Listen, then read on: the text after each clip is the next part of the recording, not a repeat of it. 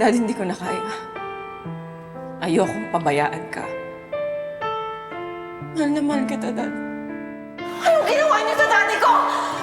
Daddy, inatake siya sa puso! Please, gawin niyo lahat para mabuhay ang daddy ko. Gagawin namin ang lahat. Dad, sorry. I wasn't there for you. Dad, lumaban ka, ha?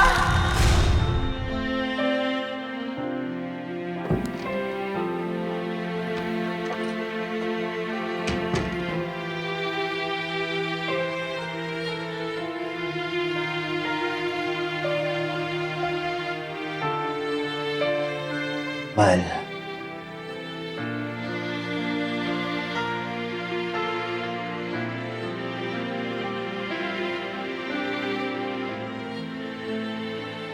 Mahal, wala na akong choice.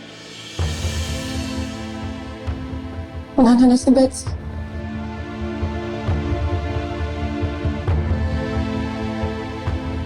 Ibigay ko na sa kanya ang supermarket.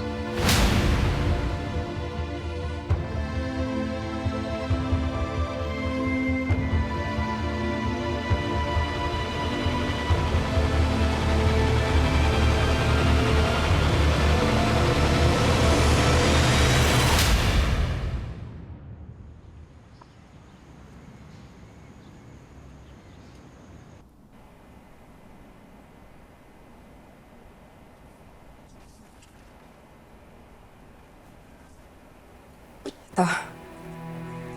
Ibigay ko na sa inyo yung gusto niyo.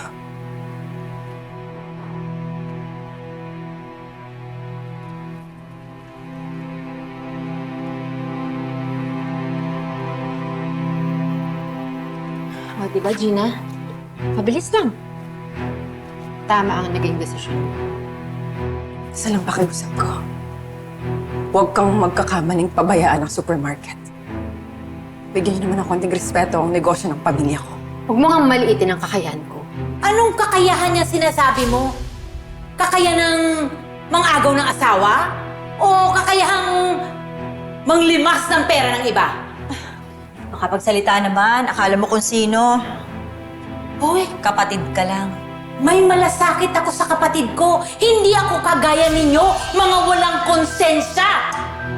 Maniwala man kayo at sa hindi, wala kaming masamang intensyon dito. Ginagawa ko lang to para ma-secure ang future ng anak. Talaga ba? Noon pa man mukha na kayong pera. Mga mapagsamantala kayo eh. At nagsalita ang matino. Bakit, Gerald? Hindi ba't pinagsamantalahan mo rin ang kahinaan ko? Wala akong ginawa na hindi mo ginusto. Pero ginawa mo akong parausan at pagkatapos iniwan.